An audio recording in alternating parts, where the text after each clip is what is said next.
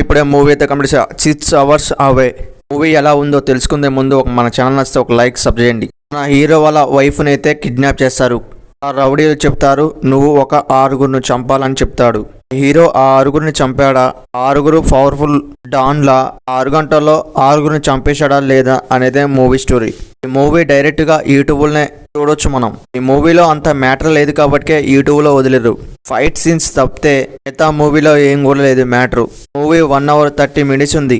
Family sentiment, background music ఇవన్నీ పర్లేదనిపించింది. కొన్ని scenes అయితే పర్లేదు అనిపించింది, కానీ కొన్ని సీన్స్ అయితే చాలా డౌన్ అయితే అనిపించింది. అలాంటి యాక్షన్ మూవీస్ అంటే ప్రతి ఒక్కరికి ఇష్టమే. ఈ మూవీ అనుకున్నంత రేంజ్లో అయితే లేదు.